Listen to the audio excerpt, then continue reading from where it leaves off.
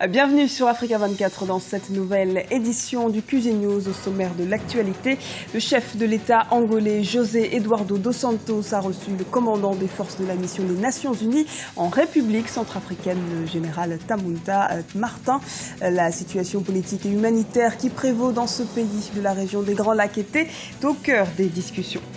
La lutte contre Ebola passe aussi par l'aide des médias. Pour le président guinéen Alpha Condé, ils doivent jouer un rôle non négligeable dans l'information et la communication pour notamment sensibiliser la population et permettre une prise de conscience. Et en fin d'édition, un mot de sport. Nous reviendrons sur les résultats des éliminatoires de la CAN Maroc 2015.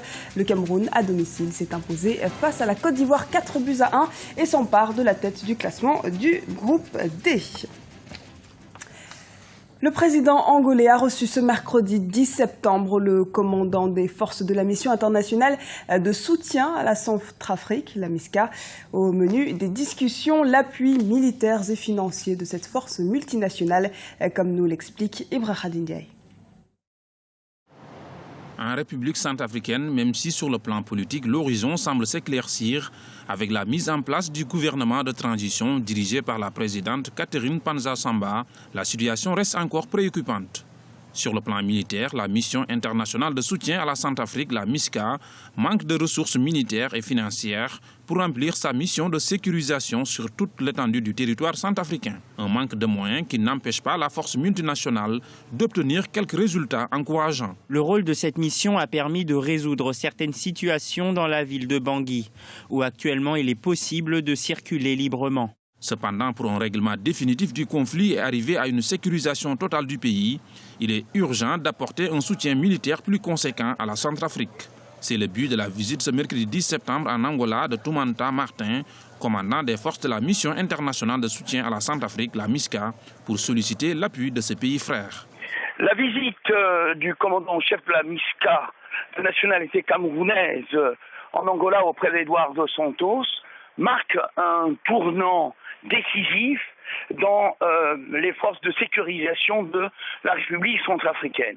Il faut savoir que l'Angola, jusque-là, était écarté globalement de ce conflit-là et était en première ligne dans les forces de la MISCA, le Congo-Brazzaville, la République du Tchad et une partie des troupes camerounaises. En allant rendre visite au président dos Santos, c'est une façon de montrer à la communauté internationale, l'Union africaine, qu'une partie de la résolution du conflit peut passer par l'Angola, dont on connaît la force des troupes militaires et l'importance en moyens budgétaires. La mission intégrée multidimensionnelle de stabilisation des Nations Unies en République centrafricaine, la MINUSCA, devrait prendre progressivement le relais de la MISCA à partir du 15 septembre 2014 et doit compter à terme 12 000 hommes issus de plusieurs pays du continent.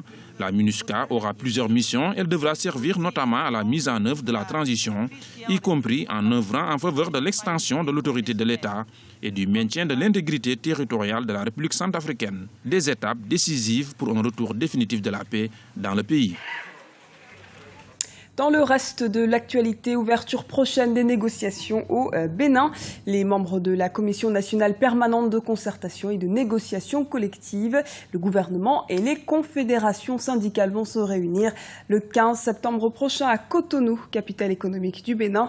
Il s'agit ici d'examiner les revendications des syndicats concernant l'amélioration des conditions de vie des enseignants, notamment les salaires. L'épidémie de la fièvre hémorragique Ebola a déjà provoqué plus de 2296 décès dans le continent africain.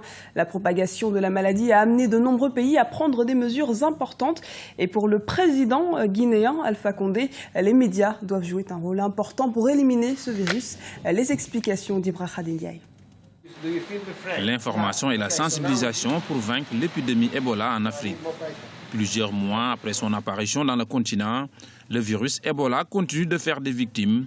Au Libéria, pays le plus touché par l'épidémie, les autorités semblent pris au dépourvu, malgré la volonté politique pour endiguer la maladie. Ebola se propage comme un feu de forêt, dévorant tout sur son passage.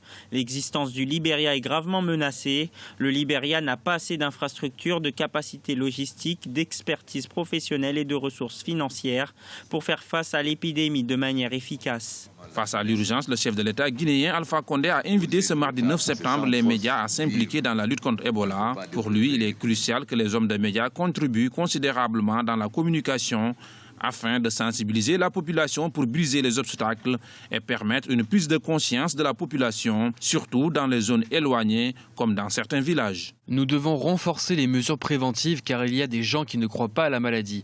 Chacun doit considérer cette bataille comme une guerre, mais pas comme une guerre civile dans le pays. Depuis le début de l'épidémie, la fièvre Ebola a fait 2296 décès sur 4293 cas, dont 1224 décès dans le seul Libéria. 4 pays, notamment la Guinée, la Sierra Leone, le Libéria et le Nigeria sont touchés par la maladie en Afrique de l'Ouest. Du côté du Sénégal, on note une bonne nouvelle. Les autorités ont annoncé la guérison de l'unique cas qui était confirmé dans le pays, un étudiant guinéen qui était traité dans un hôpital de la capitale sénégalaise. Des manuels scolaires à la portée de tous au Cameroun. Une bourse du livre œuvre en ce sens, notamment à travers l'échange, l'achat ou la vente d'ouvrages. Ces librairies informelles existent depuis les années 70 et constituent le principal point de ravitaillement pour les livres de seconde main. Reportage de Narcisse Ndoumbe, notre correspondant au Cameroun, commenté par Aminata Diak. Le marché de l'échange des manuels scolaires prend de l'ampleur au Cameroun. En cette période de rentrée scolaire, parents et élèves se bousculent dans ces lieux qu'on appelle ici bourses scolaires du poteau. Bien que l'échange soit devenu l'activité principale, on vend et on achète également des livres de seconde main à moindre coût, 10 à 50% moins cher que dans les librairies classiques à l'achat et de 1000 francs CFA à 5000 francs CFA par livre pour l'échange en fonction de l'état physique du manuel. Pour les nombreux parents qui viennent ici chercher solution à leurs problèmes, la satisfaction est au rendez-vous malgré quelques désagréments. Nous avons cherché dans les librairies, il n'y en a pas, on en trouve un peu ici. Donc nous marchons dehors comme ça, où tu trouves un livre, tu prends. Et surtout que là on peut changer les livres, on peut trouver les livres neufs. Donc l'avantage c'est le prix, c'est l'argent. Je pense que ceux-ci sont un peu plus chers parce qu'ils taxent toujours un prix plus élevé. Il faut avoir les prix de la librairie pour pouvoir discuter ici. Selon la plupart des clients de la bourse du livre, les prix ont sensiblement augmenté. Les vendeurs justifient cette hausse en pointant du doigt les changements incessants des manuels scolaires au programme. Les livres sont devenus aujourd'hui comme les chansons. Chacun chante sa part, il vient au programme, on adopte ainsi de suite. Donc ce qui fait que nous achetons les livres. Quand nous achetons, ce que nous avons d'acheter. Quand l'année arrive, nous ne pouvons plus les revendre parce qu'il y a déjà les nouveaux livres qu'on a déjà changés. Et ça nous cause aussi des préjudices. La bourse du livre du poteau existe au Cameroun depuis les années 70. Elle a connu une profonde révolution au début des années 90 avec l'introduction de l'échange des manuels scolaires. Depuis quelque temps, de nombreuses réflexions sont en cours pour sortir définitivement cette activité du secteur informel. Un mot de sport avant de clore cette édition. Déjà victorieux de la République démocratique du Congo samedi, le Cameroun a écrasé la Côte d'Ivoire 4-1 ce mercredi pour le compte de la deuxième journée des éliminatoires pour la CAN 2015. Déjà buteur samedi, le Lyonnais Clinton G et l'ancien Lorientais Vincent Aboubakar ont signé chacun un doublé. Les précisions avec le reportage de Narcisse Ndoumbe, notre correspondant au Cameroun. Festival offensif des Lions indomptables New Look face aux éléphants de Côte d'Ivoire lors de la deuxième journée des éliminatoires de la CAN 2015. Le public venu nombreux ce mercredi au stade Omnisport de Yaoundé n'a pas eu le temps de s'ennuyer car dès la 12e minute, Clinton Dié, la nouvelle perle offensive camerounaise, ouvre la marque. L'égalisation de Yaya Touré, meilleur joueur africain à la 23e minute, déclenche la fureur des Lions qui retrouvent le chemin des filets à la 35e minute par le joueur du FC Porto, Aboubakar Vincent. Dans la seconde période, Aboubakar Vincent a réussi son second but du match à la 54e minute. Quelques instants après, il se transforme en passeur pour Clinton Dié qui réussit un enchaînement parfait. Premier doublé avec les Lions pour ce jeune joueur de 21 ans, société de l'Olympique lyonnais. 4 buts contre un score final. Pour 9 jours, on a travaillé. Je crois vraiment, et c'est pourquoi après je fais comme ça, je crois un entraîneur parle avec le terrain, c'est ça.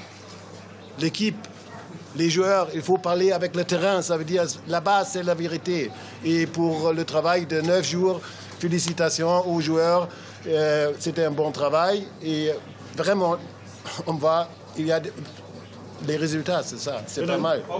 Côté ivoirien, après cette défaite, il est question de se relancer pour décrocher l'une des 2 places qualificatives dans ce groupe D. Il nous reste encore 4 matchs. Je crois que l'objectif, c'est de se qualifier. Et souvent, comme on le dit la plupart du temps, c'est bon souvent de prendre une raclée parce qu'on a pris une raclée aujourd'hui.